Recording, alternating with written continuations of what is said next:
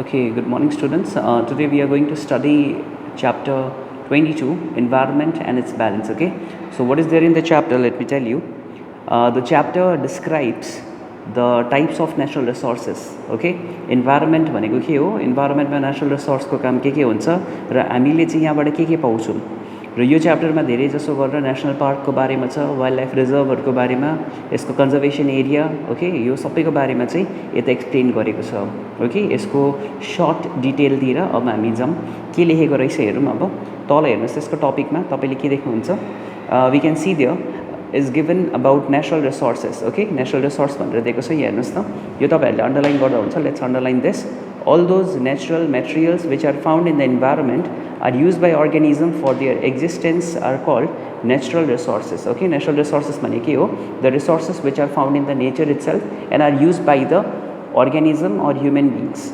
These are known as natural resource. अब यसमा के पर्यो भन्दा नम्बर ए मा पर्यो फुड। फुड भनेको के हो?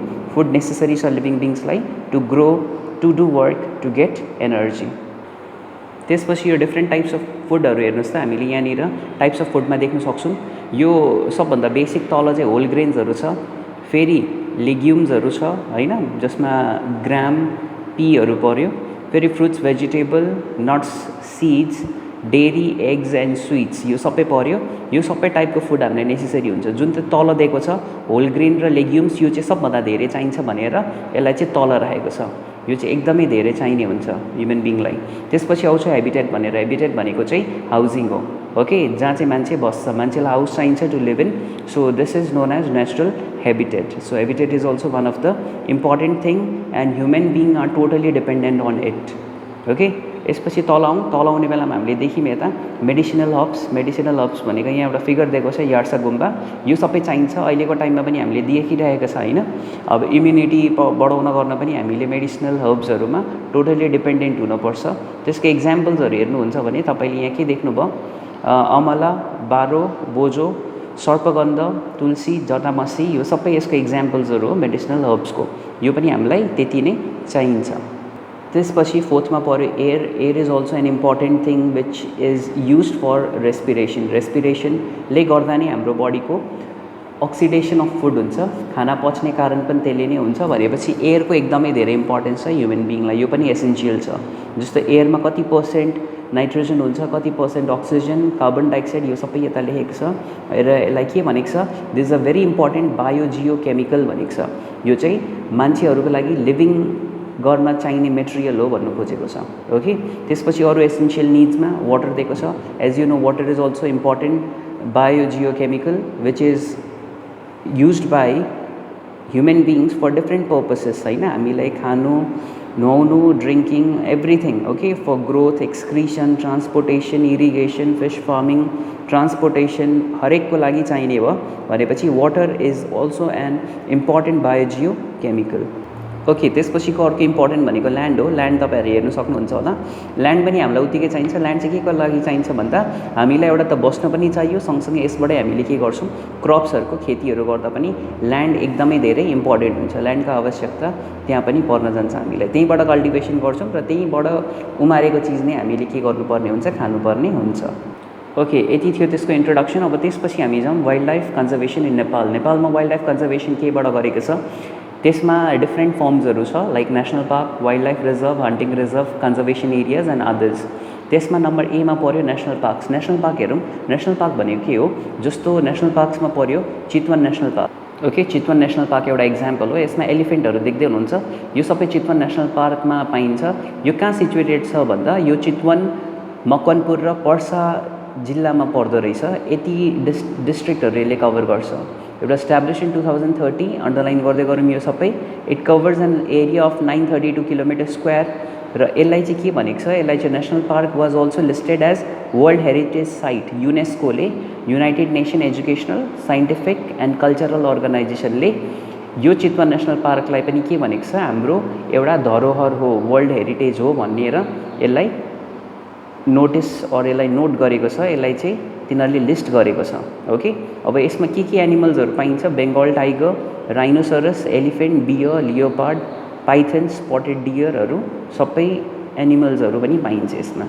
सो धेरै जसो यो कतिवटा स्पिसिजहरू छ भन्दा यसमा 56 स्पिसिज अफ रेप्टाइल्स पाइन्छ, 544 स्पिसिज अफ बर्ड्सहरू पाइन्छ, 126 species of fish are there in the national park. Okay, यो नेसनल पार्कहरूको टपिक चाहिँ हामीलाई सर्ट नोट लेख्नु भनेर आउँछ, यो पढ्नुपर्ने हुन्छ तपाईँहरूलाई। अब यो नेसनल पार्कहरू भनेको चाहिँ के हो? यो चाहिँ वन संरक्षण भन्छ यसलाई चाहिँ। ओके, आरक्षण केन्द्रहरू हुन्छ। यसले चाहिँ के गर्छ, आफ्नो ठुलो एरियामा यो एनिमल्सहरूको हन्टिङ पोचिङ हुन नदिनुको लागि चाहिँ सुरक्षित टाइपले राख्छ, त्यसलाई चाहिँ नेसनल पार्क भनेको। यसले चाहिँ के गर्नमा हेल्प गर्छ, यसलाई चाहिँ टुरिस्ट स्पट जस्तै डेभलप गर्न सकिन्छ। मान्छेहरू आउँछ, मान्छे आउने बेलामा यहाँबाट हामीले इन्कम गर्न सक्छौँ टुरिस्टहरूलाई यो देखाएर, अनि त्यहाँबाट आएको पैसा चाहिँ यिनीहरूको डेभलपमेन्टमा, एनिमल्सहरूको हेरचाहमा, अरूमा के गर्न सकिन्छ, लगाउन सकिन्छ। ओके, यस्तो थुप्रै नेसनल पार्क्सहरू छ नेपालमा। त्यसपछि अर्को आउने भनेको सगरमाथा नेसनल पार्क। यसमा हेर्नुभयो होला साइडमा हेर्नुहोस् त, यो घोरलको तपाईँलाई पिक्चर देखिरहेको छ र यो पनि कहिले इस्टाब्लिस भएको थियो? यो 2032मा, 2 वर्ष चितवन नेसनल पार्क पछि चाहिँ यो आएको रहेछ। अब यसमा it was establish in this much. यसको एरिया कति रहेछ? एरिया छ 1148 किलोमिटर स्क्वायर। अब यसको भित्र के पाइन्छ? यसको भित्र नै समिटहरू छ भनेको, यो एभरेस्ट पनि यसकै भित्रै पर्छ, सगरमाथा नेसनल पार्कभित्रै। हामीले सगरमाथा डिस्ट्रिक्टहरू सुनेको छैन, यो त्यसमै पर्यो।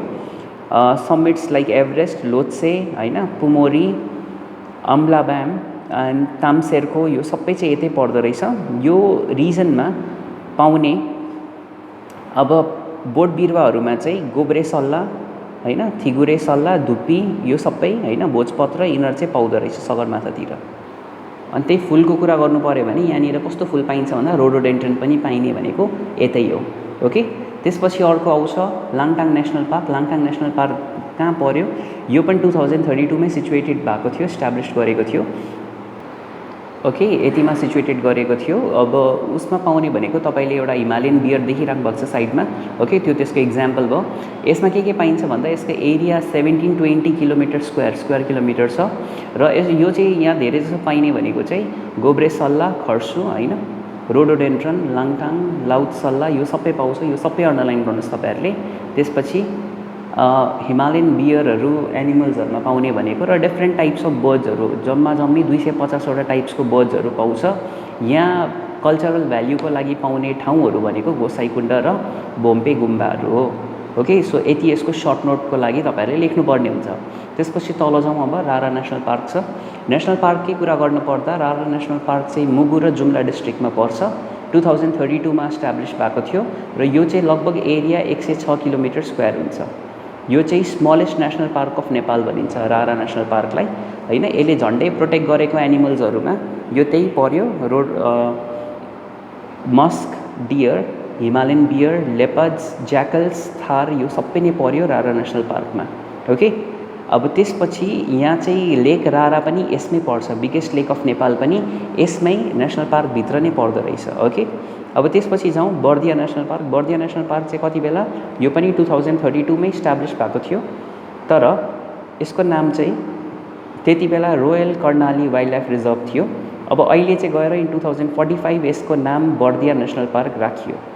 यसको एरिया 986 किलोमिटर स्क्वायर छ र यो चाहिँ धेरै जसो यसमा सालको रुखहरू र धेरै लामो लामो ग्रासहरू पाइन्छ। ओके, अनि यसमा पाउने भनेको फ्लोरा भनेको चाहिँ एनिमल्सलाई होइन, प्लान्टलाई भन्छ फ्लोरा, एनिमल्सलाई फना भन्छ। यहाँ हेर्नुहोस् न, माथि टपिकमा लेखेको छ the fauna of the region is mammals like भनेको फनाहरू भनेको चाहिँ एनिमल्सहरू हो। एनिमल्स चाहिँ यो रिजनमा पाउने भनेको लेपर्ड, टाइगर, ब्ल्याक बग होइन, अनि ब्लू बुल, यो सबै चाहिँ यता पाइन्छ। साम्बर डियर, स्पटेड डियर, यो भनेको चाहिँ कस्तो डियरहरू हुन्छ, कसैको बडीमा चाहिँ डटेडहरू छ भने त्यसलाई स्पटेड डियर भन्छ। साम्बर डियरहरूको चाहिँ अलिकति हर्न्सहरू ठुल्ठुलो हुन्छ होइन, देख्नु भएको होला। स्वैम डियरहरू हुन्छ। अनि it protects more than 30 types of mammals. म्यामल्सको क्याटेगोरीमा 30भन्दा धेरै म्यामल्सलाई प्रोटेक्ट गर्छ र अराउन्ड 400वटा बर्ड्सहरूलाई यसले प्रोटेक्ट गर्छ। And more than 25 types of reptiles, त्यति रेप्टाइल्सहरूलाई पनि उसले प्रोटेक्ट गरेको छ। ओके, त्यसपछि पर्ने भनेको हेर्नुहोस् त सेफ फोक्सन्डो नेसनल पार्क। यो पनि कति बेला? यो चाहिँ 2040मा इस्टाब्लिस भएको थियो। यसको एरिया धेरै छ, 3555 किलोमिटर स्क्वायर र यसमा चाहिँ लार्जेस्ट नेसनल पार्क पनि भनिन्छ यसलाई। यो सबभन्दा ठुलो नेसनल पार्क यही हो नेपालको। सेगुम्बा र लेक फोक्सुन्डो, यो दुइटै के गर्छ? यो दुइटै यही रिजनभित्र पर्न जान्छ र यसले चाहिँ रोडोडेन्ड्रन, जुनिपर, बर्च र फर जस्तो बोट बिरुवा र सँगसँगै म्यामल्सहरूमा हेर्नु पऱ्यो भने snow leopard, musk, blue deer हैन, यो सबैलाई यसले के गरेको छ, ब्लू शिपहरू प्रोटेक्ट गरेर राखेको छ। बुझ्नुभयो होला। त्यसपछि आयो खब्दड नेसनल पार्क। यो सबै तपाईँलाई अहिले म फेरि भन्छु, यो तपाईँलाई सर्ट नोट्सको लागि चाहिँ इम्पोर्टेन्ट छ। ओके, सर्ट नोट्सको लागि चाहिँ तपाईँहरूले यसलाई प्रिपेयर गर्नुपर्ने हुन्छ। ओके, खब्दड नेसनल पार्क हेर्नुहोस्, यो भनेको के हो, यसको एरिया 255 किलोमिटर स्क्वायर। यो 2040 मा इस्टाब्लिस भएको थियो र यो कुन कुन जिल्लामा पर्छ भन्दा बझाङ, बजुरा, डोटी र अछाम यो डिस्ट्रिक्टहरुमा यो पर्दो रहेछ। यसले प्लान्टहरू कुन कुन पाउँछ भन्दा यसमा रोडोडेन्ड्रन, ओक, फर हैन, यो सबै पाइन्छ। एनिमल्सको कुरा गर्नु पर्यो भने यसमा बार्किङ डियर, मक्स डियर, घोरल हैन, यो सबै एनिमल्सहरू चाहिँ पाइन्छ। Now let's move on to Makalu-Baru National Park. Okay, this was established in 2049 BS and it covers an area of 2330 kilometre square. अब यसमा के पाइन्छ भन्दा यसमा चाहिँ red panda, snow leopard, Tibetan hare, Himalayan bear, tahr, मक्स डियर यो सबै पाउँछ। अन्डरलाइन गर्दा हुन्छ तपाईँहरूले। पहिला तपाईँहरूले अन्डरलाइन गर्दा के बुझ्नु पर्यो, नेसनल पार्क चाहिँ कता सिचुएटेड छ एउटा कुरा, अर्को यो कहिले इस्टाब्लिस भयो, थर्डमा यसको एरिया कति छ, फोर्थमा यसमा पाउने फ्लोरा फनाहरू के छ, फिफ्थमा चाहिँ अब यसको स्पेशलिटिजहरू के छ, यसले कति टाइप अफ बर्ड्स, एनिमल्स, म्यामल्सहरू यसमा पाइन्छ त्यो हेर्नु पर्यो। त्यति लेख्यो भने तपाईँको सर्ट नोट कम्प्लिट हुन्छ। Okay okay, now we move on to the 9th one, Shivapuri Nagarjun national park. यो चाहिँ कहाँ छ, यो काठमाडौँको नुवाकोटमा धादिङ र सिन्धुपाल्चोक डिस्ट्रिक्ट कभर गर्ने हिसाबले सिचुएट गरेको छ। It establish in 2058 BS and it covers an area of 159 kilometre square. Okay, अब यसमा चाहिँ के छ, it protects animals like clouded leopard, साल्क, एन्ट इटर, यो देख्नु भएको छ तपाईँले, सलक भनेको यही हो, यो चाहिँ स्केली एन्ट इटर, यसले चाहिँ कमिला खाने गर्छ। ओके, अब यसपछि यसमा के पाइन्छ, हिमालयन बियरहरू पाउँछ, रातो मङ्की हैन, रेड मङ्कीज, लङ्गुर, मनगुस यो सबै यता पाइन्छ। It also conserves watershed which is the main source of water in Kathmandu valley. Okay, त यसले कन्जर्भ पनि गरेको छ।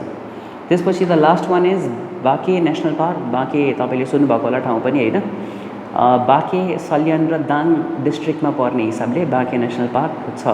अनि यो establish 2067, the latest one, it is the youngest national park of Nepal भनेको भर्खरै इस्टाब्लिस गरेको नेसनल पार्क चाहिँ हो, त्यही भनेर यङ्गेस्ट, सबभन्दा सानो। It covers an area of 550 kilometre square. Okay, मान्छे 50 किलोमिटर स्क्वायर छ। सानो भनेको यसको उमेरले सानो भन्नु खोजेको, भर्खरै इस्टाब्लिस भएको कारणले यसको के छ, यो यङ्गेस्ट नेसनल पार्क पनि भनिन्छ, यो पनि अन्डरलाइन गर्नुहोस्। र फ्लोराहरूमा यसमा के पाउँछ, साल सिसो, खयर, ग्रासेसहरू पाउँछ। एनिमल्समा त्यही एलिफेन्ट, लेपर्ड, वाइल्ड बोर हैन, स्पटेड डियर, ब्लू बुल, यो सबैलाई के गरेको छ, यसले प्रोटेक्ट गरेर राख्न सफल भएको छ। ओके, आज यति गरौँ, त्यसपछि हामी जानुपर्छ भोलिदेखि वाइल्ड लाइफ रिजर्भतिर। ओके, आज नेसनल पार्क गऱ्यौँ। ओके, सो यसमा तपाईँहरूले फेरि म भन्छु, तपाईँहरूले बुझ्नुपर्ने के छ, वाइल्ड लाइफ रिजर्भहरू त भोलिदेखि कन्टिन्यू हुन्छ। नेसनल पार्कमा चाहिँ नेसनल पार्क कतिवटा छ, यहाँ जम्मा 10वटा छ र यसलाई सर्ट नोट लेख्नु आयो भने तपाईँहरूले पहिला यसको के बुझ्नु पर्यो, यसको इस्टाब्लिस कहिले भएको थियो, यसले कुन कुन डिस्ट्रिक्ट कभर गर्छ, यसको एरिया कति छ, यसमा पाउने फ्लोरा फनाहरू कति छ र यसमा स्पिसिसहरू कति पाइन्छ, यति मात्रै अन्डरलाइन गरेर त्यति पढ्यो भने तपाईँहरूलाई पुग्छ। बुझ्नुभयो, त्यसलाई सर्ट नोट भनेर आउँछ, तपाईँहरूले सर्ट नोटको लागि यो प्रिपेयर गर्नुपर्ने हुन्छ। सो यति गर्नुहोस्, अरू हामी भोलि कन्टिन्यू गर्छौँ। Thank you.